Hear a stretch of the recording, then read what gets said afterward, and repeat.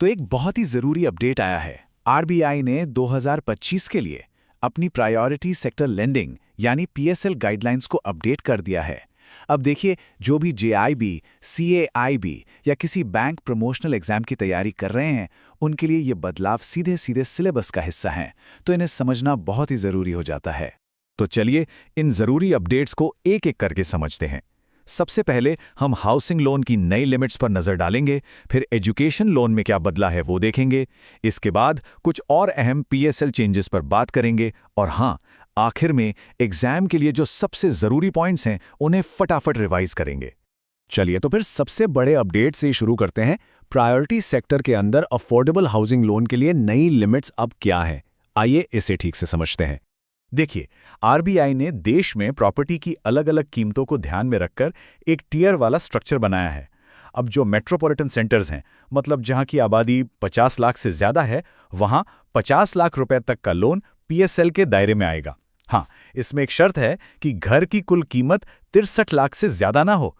इसी तरह दूसरे बड़े शहरों के लिए ये लिमिट 45 लाख रुपए है और छोटे सेंटर्स के लिए 35 लाख रुपए है। याद रहे, ये आंकड़े एग्जाम के लिए बहुत ही महत्वपूर्ण हैं। और बात सिर्फ नए घर की नहीं है, अब मौजूदा घरों की मरम्मत के लिए भी लिमिट्स बढ़ा दी गई हैं। मेट्रो शहरों में 10 लाख रुपए और बाकी सेंटर्स में 6 लाख रुपए तक का रिपेयर लोन भी अब प्रायोरिटी सेक्टर में ही गिना जाएगा। इसका सीधा मकसद ये है कि मौजूदा घरों का रख रखाव भी अच्छे से हो। अच्छा, अब बात करते हैं एजुकेशन लोन की। चलिए देखते हैं कि आरबीआई ने शिक्षा के क्षेत्र में पैसों की पहुंच को और आसान बनाने के लिए क्या-क्या कदम उठाए हैं। तो एजुकेशन लोन के लिए प्रायोरिटी सेक्टर की सीमा को अब सीधा बढ़ाकर 25 लाख रुपए प्रति व्यक्ति कर दिया गया है। ये एक बहुत बड़ा और अहम बदलाव है। इससे हायर और वोकेशनल एजुकेशन लेना पहले से कहीं ज्यादा आसान होगा और ज्यादा से ज्यादा स्टूडेंट्स को इसका फायदा मिलेगा। यहाँ एक बहुत ज़रूरी नियम है, इसे अक्रूड इंटरेस्ट रूल कहते हैं। इसका मतलब बहुत सीधा है।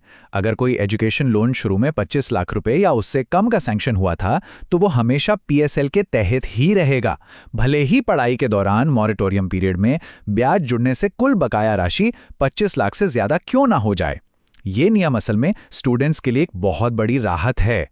चलिए, अब 2025 की गाइडलाइंस को पूरी तरह से समझने के लिए दो और महत्वपूर्ण बदलावों पर भी एक नजर डाल लेते हैं। ये वीकर सेक्शंस और अर्बन कोऑपरेटिव बैंकों से जुड़े हुए हैं। फाइनेंशियल इंक्लूजन यानी वित्तीय समावेशन को बढ़ावा देने के लिए एक बहुत बड़ा कदम उठाया गया है। अब वीकर सेक्शंस की परिभाषा का दायरा और बढ़ा दिया गया है। इस कैटेगरी में अब ट्रांसजेंडर व्यक्तियों को भी शामिल किया गया है, जो उन्हें बैंकिंग सिस्टम से जोड़ने में एक बहुत बड़ी मदद करेगा। और अर्बन कोऑपरेटिव बैंक्स यानी यूसीबीज के लिए भी प्रायोरिटी सेक्टर लेंडिंग का टारगेट बदल दिया गया है। अब उन्हें अपने एडजस्टेड नेट बैंक क्रेडिट मतलब एएनबीसी का 60% हिस्सा प्रायोरिटी सेक्टर को देना होगा। इससे क्या होगा? इन क्षेत्रों में क्रेडिट का फ्लो और भी बढ़ेगा। तो चलिए, अब तक हमने जो कुछ भी कवर किया है उसे एग्जाम के पॉइंट ऑफ व्यू से एक बार जल्दी से दोहरा लेते हैं, ताकि सारे मुख्य पॉइंट्स एक ही जगह पर याद हो जाएं। तो जो मुख्य बातें याद रखनी हैं वो ये हैं: हाउसिंग लोन की नई लिमिट्स, मेट्रो के लिए 50 लाख, दूसरे सेंटर्स के लिए 45 लाख और छोटे सेंटर्स के लिए 35 लाख। एजुकेशन लोन की लिमिट अब 25 लाख प्रति व्यक्ति है। यूसीबीज का पीएसएल टारगेट अब 60% हो गया है। वीका सेक्शंस में अब ट्रांसजेंडर व्यक्तियों को भी शामिल कर लिया गया है। और हाँ, घर की मरम्मत के लिए लोन की लिमिट मेट्रो में 10 लाख और बाकियों के लिए 6 लाख है। अपनी तैयारी के लिए इन आंकड़ों को अच्छी तरह से दिमाग में बिठा लें। और हम इस विश्लेषण को एक सवाल के साथ खत्म करते हैं। क्रेडिट को इस तरह खास क्षेत्रों की तरफ मोड़ने से भारत के समावेशी विकास यानी इंक्लूसिव ग्रोथ को आगे कैसे और कितनी रफ्तार मिलेगी, ये सोचने के लिए एक बहुत अच्छा बिंदु है।